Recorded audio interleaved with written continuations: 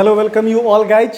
तो आज हम लोग पार्ट थर्ड में देखने वाले हैं determination of rate law and order from the experimental data और फ्रॉम द एक्सपेरिमेंट।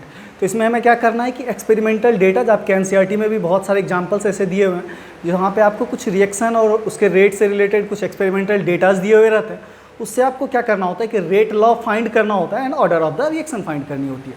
तो चलिए हम लोग नए जोश और एनर्जी के साथ इस क्वेश्चन को शुरू करते हैं। तो जैसा कि आप देख रहे हैं राइट, आपके पास क्वेश्चन क्या है, for the given reaction A plus B मिलके क्या बना रहा है C plus D, the following data is obtain. जिससे हमें क्या होता है, इस रिएक्शन से एक डेटा मिलता है राइट। आपको एक रिएक्शन दिया हुआ है, इस रिएक्शन से रिलेटेड कुछ डेटाज दिए हुए हैं। तो सबसे पहला नंबर ऑफ एक्सपेरिमेंट कितने बार परफॉर्म किया गया, 3 टाइम्स, और उनमें जो रिएक्टेंट A और B है उनके इनिशियल कॉन्सेंट्रेशन को दिखाया गया है और उसके रिलेटिव उस रिएक्शन का रेट क्या है वो भी आपको दिया हुआ है। तो यहाँ से आपको क्या करना है कि रेट लॉ फाइंड करना है और दूसरा order of the reaction find करनी है। तो इस रेट लॉ का एक्सप्रेशन आप जानते हो क्या होता है, rate of reaction equal to constant into concentration of reactant, पहला कौन है, ए है, to the power x into concentration of b to the power y। अब जहाँ a और b क्या है, रिएक्टेंट है और उसके ये क्या है, कॉन्सेंट्रेशन दिए हुए हैं। x क्या है, rate of reaction with respect to a, और y क्या है, rate of reaction with respect to b। तो हमें यहाँ से x और y का अगर वैल्यू मिल जाए तो हम रेट ऑफ रिएक्शन भी निकाल सकते हैं और ओवरऑल ऑर्डर भी बता सकते हैं राइट। तो बहुत ही सिंपल है। तो यहाँ ध्यान से देखिए, इस रेट जो यहाँ पे आपको दिया हुआ इसको हम लोग क्या मान लेते हैं, R1, दूसरा जो डेटा दिया हो इसको R2, और ये जो तीसरा डेटा दिया हो इसको क्या मान लेते हैं, R3 राइट। तो अब देखिए इसी रेस्पेक्ट में देखिए सबसे पहले क्या है, दो चीज़ को आपको कांस्टेंट रखना है, इसमें से A या B को, क्योंकि दोनों को एक साथ वैरी नहीं करा सकते, ये चीज़ ध्यान रखना। तो एक बार A को कांस्टेंट रखेंगे और एक बार B को कांस्टेंट रखेंगे। तो पहला केस देखते हैं, अपने पास क्या है, दोनों जगह B कांस्टेंट है, तो हम फर्स्ट 2 एक्सपेरिमेंट को लेंगे राइट। तो यहाँ से क्या कर देंगे, R1 by R2 right, K तो कांस्टेंट है, तो यहाँ क्या हो जाएगा, concentration of A into concentration of B। तो कॉन्सेंट्रेशन ऑफ A क्या है, 0.1 टू द पावर क्या हो जाएगा x इंटू y क्या है, ध्यान से देखिए B आपके पास क्या है, इसका कॉन्सेंट्रेशन 0.2 दिया हुआ है, this is your 0.2 to the power y divided by क्या हो जाएगा, ध्यान से देखो K तो दोनों जगह ऊपर नीचे सेम है, वो तो कट जाएगा। अब ना दूसरा जो एक्सपेरिमेंट है इसमें A का कॉन्सेंट्रेशन कितना दे रखा है, 0.2, दैट मीन्स ये क्या दिया हुआ है आपको, 0.2 to the power x into again जो B का कॉन्सेंट्रेशन है वो क्या है, 0.2 है, इस टू द पावर क्या हो जाएगा y।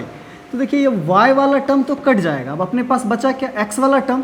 तो यहाँ से R1 बाय R2, अब ध्यान से देखिए R1 बाय R2 जब कीजिएगा तो ये वैल्यू आपका कितना निकल के आएगा, अब चेक कीजिए, R1 बाय R2 तो 10 टू द पावर -2 और 10 टू द पावर -2, ये तो कट जाएगा और 2/8 बचेगा, और 2/8 को क्या लिख सकते हैं, चलिए हम लोग फिलहाल 2/8 ही लिख दे रहे हैं, 10 टू द पावर -2 तो कट गया, और ये क्या हो जाएगा 0.1 by 0.2 to the power x। तो इसको हम लोग क्या लिख सकते हैं, 1/2 टू द पावर x, क्योंकि दोनों के 0.1 है तो वो तो कट जाएगा।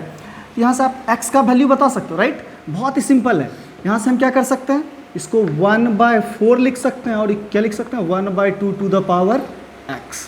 तब बताओ x का वैल्यू क्या हो जाएगा, इसके पावर क्या रखेंगे, 2।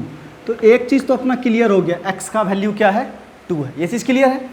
अब नाउ अपने को फाइंड क्या करना है कि R2 बाय R3, जिससे अपने को y का भी वैल्यू मिल जाएगा। तो चलो मैं इधर साइड में कर दे रहा हूँ, यहाँ पे कैलकुलेशन को ध्यान से देखोगे कि अगर मैं कर दूँ R2 बाय R3, तो R2 की जगह हम लोग क्या लिखेंगे, अब देखो R2 और R3 को देख रहे हैं, तो A का कॉन्सेंट्रेशन क्या है, 0.2 है, इसको लिख देंगे 0.2 to the power x into y का वैल्यू कितना, 0.2। तो चलिए मैं इसको मिटाता हूँ, इसको भी क्या लिख देंगे, 0.2 to the power y divided by again R3 में देखना है अपने को डेटा क्या है, 0.2 ही है, तो इसको क्या लिखेंगे, 0.2 to the power x into, अब ये देखिए क्या 0.4 है, क्या लिख देंगे 0.4 टू द पावर y।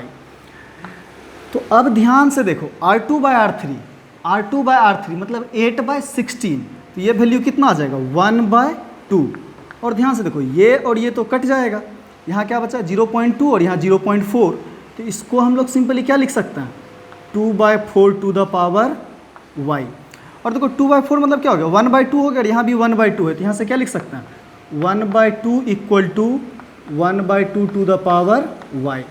तो यहाँ से अपना y का वैल्यू कितना आ जाएगा, 1 आ जाएगा, सिंपल है, y का वैल्यू कितना आ जाएगा 1। अब ध्यान से देखिए, अब आपका x का वैल्यू कितना आ गया यहाँ पे 2 और y का वैल्यू कितना आ गया 1। तो इसी एक्सप्रेशन में क्या करना है, रख देना है। तो अपना रेट ऑफ रिएक्शन क्या हो जाएगा, R equal to K into concentration of A to the power x होता है। x का वैल्यू कितना है, ध्यान से देखो निकाल रहे 2, और concentration of B to the power क्या हो जाएगा y का वैल्यू कितना है 1। तो 1 नहीं भी लिखोगे तो भी चलेगा। तो ये तुम्हारा क्या हो गया, रेट लॉ, इसी को क्या बोलते हैं, रेट लॉ, राइट। ये अपना रेट लॉ हो गया, R equal to K into concentration of A to the power 2 into concentration of B to the power 1। अब ना दूसरा पार्ट जो अपने पास क्या था, ध्यान से देखिए, ऑर्डर ऑफ द रिएक्शन। तो अगर A के रेस्पेक्ट में पूछा जाएगा तो ऑर्डर 2 हो जाएगा, B के रेस्पेक्ट में पूछा जाएगा तो ऑर्डर 1 हो जाएगा, और ओवरऑल अगर ऑर्डर पूछा गया, क्या पूछा गया, ओवरऑल ऑर्डर, तो ओवरऑल ऑर्डर क्या हो जाएगा x plus y, that means 2 + 1, तो वैल्यू कितना आ जाएगा 3। तो राइट गाइस, तो ये आपको बहुत ही इजीली समझ में आ गया होगा कि यहाँ से हम लोग क्या निकाल सकते हैं, रेट लॉ भी निकाल सकते हैं और overall order of the reaction भी फाइंड कर सकते हैं। तो इस क्वेश्चन को एक बार क्विकली देखते हैं। ए का कॉन्सेंट्रेशन और बी का कॉन्सेंट्रेशन दिया हुआ है, ध्यान रखिएगा, बस आपको क्या करना है कि पहले ए को कांस्टेंट रखना है, फिर बी को, या फिर पहले आप बी को रख सकते हो फिर ए को। तो 1 और 2 एक्सपेरिमेंट को ध्यान से देखो, तो बी दोनों जगह क्या है, सेम है। यहाँ ए के रेस्पेक्ट में हमने इसी एक्सप्रेशन में वैल्यू रख दिया, इससे अपना क्या निकल के आ गया, वाई वाला तो पार्ट कट गया क्योंकि सेम है, तो एक्स का वैल्यू आ गया। और दूसरे पार्ट में, दूसरा पार्ट हमको कैसे कंसीडर करना है, जहाँ पे बी ए कांस्टेंट हो। इस बार हमने ए को कांस्टेंट रखा, किस एक्सपेरिमेंट में, 2 और 3 में। इससे हमें कहाँ क्या निकल गया, 2, 3 के हेल्प से वाई का वैल्यू। और जब हमें एक्स और वाई का वैल्यू मिल जाएगा तो हम काफ़ी इजीली इस तरह के क्वेश्चंस को सॉल्व कर सकते हैं। तो हम लोग नेक्स्ट वीडियो में नेक्स्ट क्वेश्चन को देखेंगे।